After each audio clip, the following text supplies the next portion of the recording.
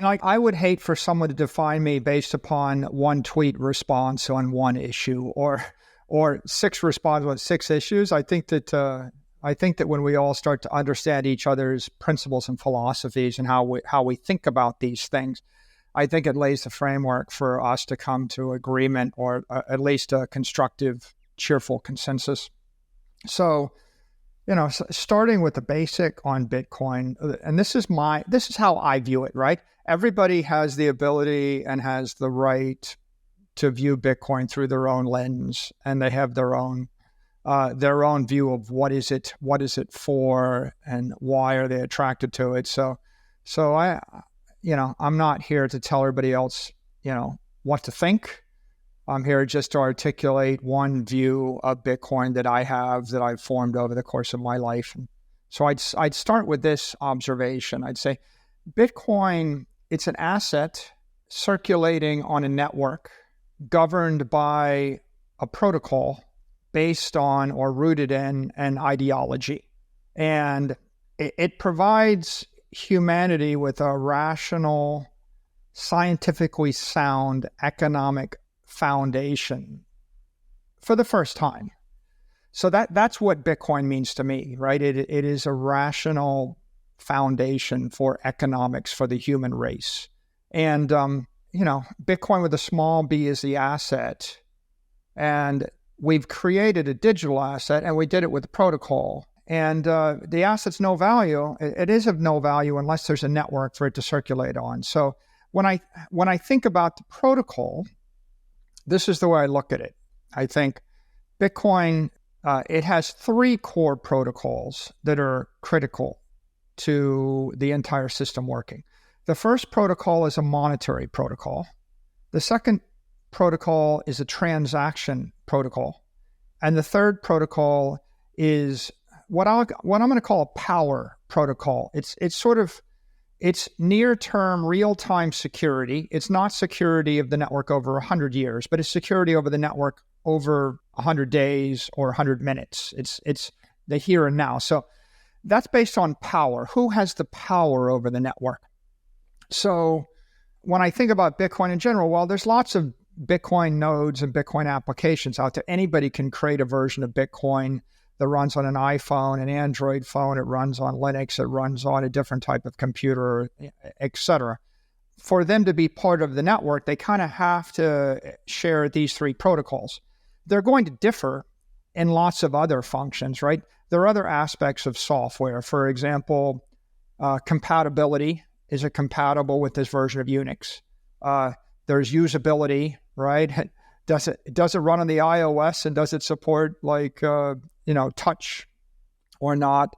There's compliance. The version of a Bitcoin wallet that runs in the United States, by a publicly traded company, will have KYC AML restrictions for the state of New York, which will be dictated by New York and by the US. So there's differences in the software that have to do with compliance.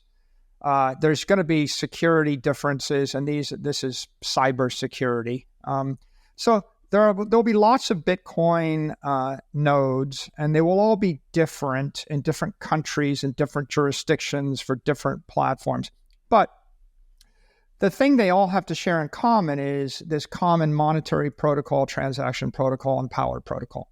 So the monetary protocol is the asymptotically approaching 21 million, right? There will never be more than 21 million. And there's been a lot of focus upon, the blocks of 50 and then 25 and then 12 and a half and 6.25 and the halvings, et cetera. What's up, Money Talkers? We've got the latest scoop on the crypto roller coaster. Smash that like button, subscribe, and let's dive into the updates shaking the crypto universe. Michael Saylor, the wizard behind MicroStrategy, dropped a bombshell. Bitcoin's market cap soared a mind-bending 160% in 2023, adding a whopping $530 billion. Why? Well, it's all about the ETF dreams. Saylor predicts a demand shock if the US gives the thumbs up to the first Bitcoin ETF by January 10. He says it's the missing piece the high bandwidth, compliant investment channel crypto lovers have been craving. Despite some crypto storms, think Binance fines at FTX drama, Bitcoin's 2023 performance outshone global stocks and gold. Reports declaring Bitcoin's demise hit a 10-year low, and Bitcoin futures at CME Group went through the roof, giving Binance a run for its crypto money. But hey, it's not all sunshine. Daily Bitcoin trades dipped 55% since April last year. The roller coaster never stops. Get ready for the ETF showdown. Bitwise and Hashdex are flexing their marketing muscles with not one, not two, but 3 ads in 2 days. The confidence is all about the SEC's potential green light between Jan 5 and 10, 2024. Bitwise brought in the most interesting man in the world, Jonathan Goldsmith, and Hashdex got creative with dump trucks and bold statements. Crypto analyst Kasia Fraza says it's a cutthroat competition. Wait until BlackRock and Saylor join the ad party. Who said finance can't be fun? Now, let's continue our discussion with Saylor. But the truth is, I think about this not over the course of 10 years or the last 10 years. I'm not even sure the last 10 or 15 years matter, right? We're approaching the 15-year anniversary. But for the sake of our discussion, let's just say I accept Bitcoin as it is today, through all of its twists and turns, the block size wars, et cetera. And I look out over the next 100 years as my short time frame, and 1,000 years is a reasonable time frame. So I'm looking at this as is this a rational, scientific, economic framework for the human race for the next many, many centuries? Okay? And when you look at it like that, it's very clarifying and it's simplifying. For example, once you look out, 1,000 years, you're like, well, what is the monetary policy? It's 21 million. It's 21 million Bitcoin is the most it's ever going to be, and some of them will be lost. And that's the only thing you really need to understand about that. Someone wants to create a software program or a node that has a different policy than 21 million. They're breaking Bitcoin, right? They've corrupted the monetary protocol. And of course, you can have infinite monetary protocols. You could have 5% inflation a year. You could have 5 million Dogecoin a year. You could have all sorts of things if you wanted. You can create a crypto asset or a digital commodity that has a monetary protocol which is inflationary for 100 years and stops, right? All sorts of things. But in this particular case, Bitcoin's monetary protocol has gotten to be very simple. We're around 19.5 million Bitcoin, but we're going to cap out at 21 million. So the truth is, to debate all of the nuances of how you get to 21 million is almost like second or third order at this point. Maybe it was second order for the last 4 years. It's becoming third order. It certainly is less than third order by 2035, when 99% of all the Bitcoin has been issued and you've got 1% to be issued over the next 100 plus years. You realize that 1% is divided by 100 years is pretty de minimis. So the monetary protocol is a hard cap scarcity. The transaction protocol is the 4 megabyte blocks every 10 minutes, which works out to, max, you're going to get to 7 transactions a second, or 4,500 transactions in a block is pretty packed. And so when you work back into it, you think, well, like a slow network is 100 million transactions a year, and a fast full network is 200 million transactions a year. And the bandwidth is scarce, right? And the transaction protocol changed a little bit more over the last 15 years than the monetary protocol. The monetary protocol is pretty much pristine since, Satoshi defined it.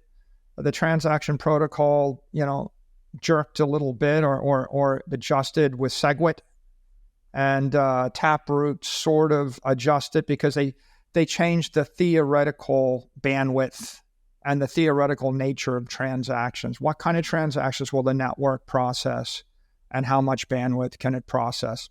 The third protocol is the power protocol. And in this particular case, it's not electrical power, it's computing power, but what kind of computer power? Digital power. You can define all sorts of power protocols to control a network. For example, democracy is a protocol. 1 person, 1 vote. Aristocracy, 1 rich family, 1 vote. Violence, 1 gun, 1 bullet, 1 vote. Right? The world's full of power protocols. The the deer with the antlers have their power protocol. The power protocol for the Bitcoin network is SHA-256 hashing, right? And it could have been any other, right? It could be a proof of stake protocol. It could be all sorts of other interesting power protocols. But the question is, who at the end of the day gets to create the block every 10 minutes? And what kind of power do they have to project in order to create the block? And if I had an algorithm which was a CPU-friendly algorithm, right? It's a non-GPU, a non-ASIC-friendly CPU. Well, then you're allowing any general-purpose computer to participate and generate that computing power. U.S. Securities and Exchange Commission, SEC, Chairman Gary Gensler has issued warnings regarding cryptocurrency investments. There is a lot of non-compliance in the crypto space, he stressed, emphasizing that it undermines confidence when so many people have been hurt, and all they can do is stand in line in the bankruptcy court. Gensler's warnings came as the market expects imminent approvals of spot Bitcoin exchange-traded funds, ETFs. The U.S. Securities and Exchange Commission, SEC, has reportedly made rare calls to spot Bitcoin exchange-traded fund, ETF, issuers and exchanges regarding their applications. A Bloomberg ETF analyst views this development as a good sign for the expected approvals by January 10. The securities regulator has insisted on the cash creation model rather than the in-kind model for spot Bitcoin ETFs. Ocean, a Bitcoin mining pool backed by Jack Dorsey, has introduced block template options to allow individual miners to decide which transactions will be included in the next block. The feature, dubbed Path to Decentralization, will allow pool users to mine transactions with ordinal inscriptions, paying a premium of 2% over the other miners in the pool. If you enjoyed the video, don't forget to give it a thumbs up and subscribe to our channel for more daily updates. Remember, knowledge is power, and we're here to empower you on your financial journey. Until next time, happy investing.